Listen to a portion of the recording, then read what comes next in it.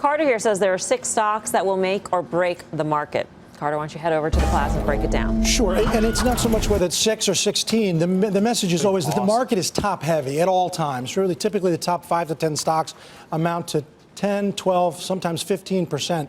But we've gotten very heavy of late, and it's analogous to other periods. First S&P chart. There's so many ways to draw the lines, but what I wanted to focus on is these unfilled gaps.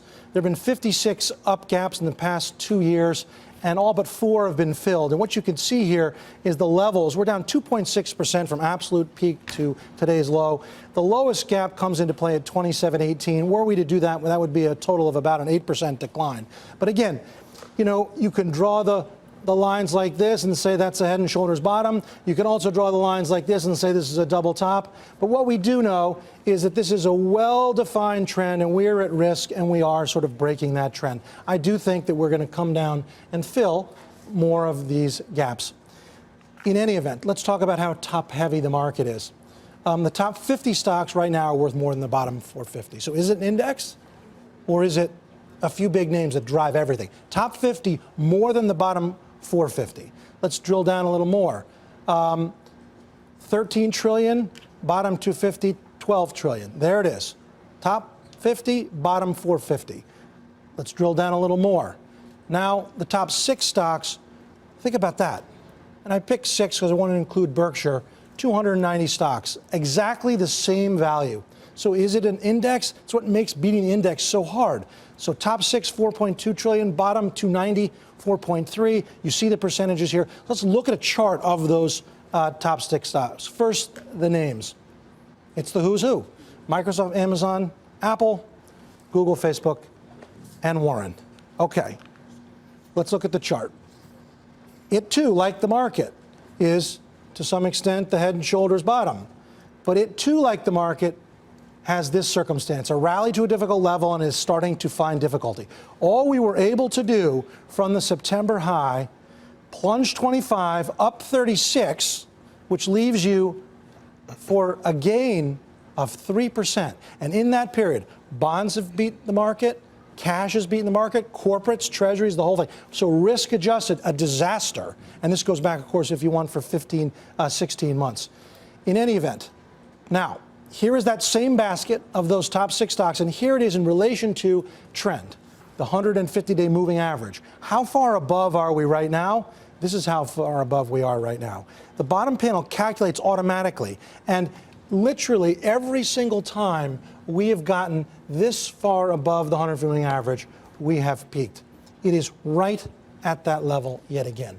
So as this goes, so goes the market. I think you've got a crowding that's not so good. Just to put it in real context, think of those 6 names relative to the S&P. It's all so dependent on these big names. And valuations, we'll discuss that in a bit, back on the desk. Now, this is interesting, and we'll end with this. This is the weight of those in the market. So this is 1999, 2000, it got as high as 20. You can see on average, it lives around, and the markets are always top heavy, whether it's IBM in its era or US Steel or General Motors. But what we're seeing here is we're starting to get back to a level that is typically indicative of when markets peak. That's 07, so forth and so on. None of this is particularly healthy. Carter, come on over. Come back to the desk, since he's sitting on the desk tonight. Dan, you talk about MAGA all the time. It's really catching on, because Carter's caught on, It's caught on, Mel. So the Microsoft, the Apple, Google, and Amazon, I mean, we know that they're $4 trillion, and so it fits right into that narrative. For some reason, you didn't want to use it. You wanted to throw a couple other names in there. I know you said it, but it's, what is it? It's MAGA. Yeah, making acronyms it's great top again. 10, it's top 15. It doesn't matter what it is. It's always concentrated in a few. No, of course. And so here's the thing. So what I think was really interesting and why we started talking about those 4 names is the unusually positive sentiment around those in 2018. And what really interested me is last summer is once they topped out, they really started leading to the downside, and where they really they're outperformed to the downside into the lows on December. Interestingly, Amazon and Apple have not made new highs, okay, while Microsoft obviously broke out in a very meaningful way, and then Google failed very hard after it made a new high. At the high. Yep. So when I think about this, Microsoft, and I know you're going to agree with me here. Of course. Microsoft, you get that thing back to 115 where it broke out out in March, that's where you want to buy that stock. I'm not so certain that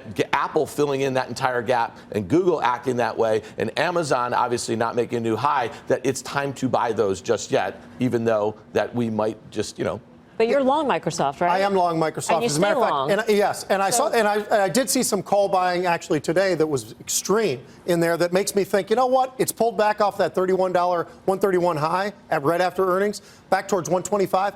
I don't know that you're going to get a chance. Yeah, I mean, maybe you get that chance. I don't think so. So I actually like what I'm seeing out there. Call spreads. So there's all kinds of different names out there right now, Mel, where I'm seeing opportunities where I'm buying both the stock and calls. I'm actually kind of double bowled up right now. Great one would be Nike. But I know we'll talk consumers later on. Yeah. Karen, what did you do today? I didn't do a lot today. I mean, a little nervous. As I said, tomorrow probably looking to sell some protection. When you feel like you need it the most, that's when I'm looking to sell it.